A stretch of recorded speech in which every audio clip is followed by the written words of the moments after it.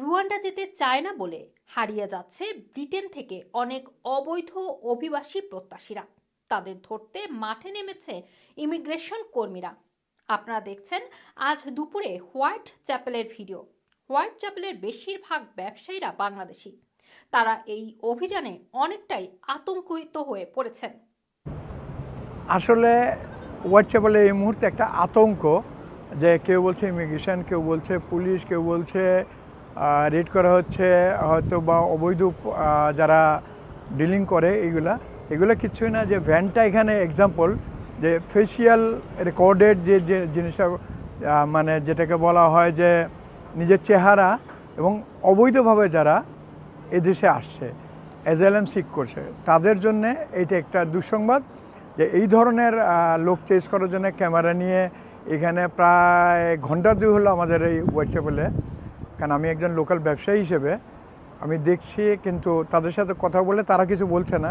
কিন্তু এই মুহূর্তে দেখলাম যে একজনের জন্য দৌড়িয়ে গিয়ে রাস্তার উপর ব্যালেন্স রোডের কোনায় ওইখানে ধরা হয়েছে একজনকে, এবং সে ধরার পরে এটা বোঝা যাচ্ছে যে এটা এমন কোনো আতঙ্কের কিছু নেই, বা যারা বৈধ পথে অ্যাজাইলাম সিক করেছে তাদের জন্য নয়, যারা অবৈধ পথে নৌকায় বা জাহাজে বা লরিতে এসে এখানে অ্যাজাইলাম সিক করেছে তাদের জন্য একটা খড়গ হিসেবে এটা হচ্ছে বলে মনে করা হচ্ছে। তবে এই অভিযান শুধুমাত্র তাদের জন্য যারা অবৈধ পথে ব্রিটেনে প্রবেশ করেছে তাদের জন্য, এমনটাই বলছে হোম অফিসের পক্ষ থেকে।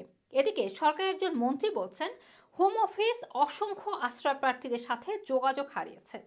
যখন অবৈধ অভিবাসীদের রুয়ান্ডায় পাঠানোর পরিকল্পনা সামনে এগিয়ে আসে, তারপর হতেই অসংখ্য আশ্রয় প্রার্থীরা হোম অফিসের সাথে যোগাযোগ বন্ধ করে দেয়। সোমবার হোম অফিসের ওয়েবসাইটে রুয়ান্ডায় অপসারণ সংক্রান্ত বিভাগের মাত্র 38% লোক যোগাযোগ করেছে বলে জানা যায়। সংখ্যার হিসেবে কেবলমাত্র 2145 জন হোম অফিসে রিপোর্ট করা অব্যাহত রেখেছেন, যেখানে প্রথম দফায় 5700 জন লোককে রুয়ান্ডা পাঠানোর পরিকল্পনা অগ্রসর হচ্ছিল সরকার।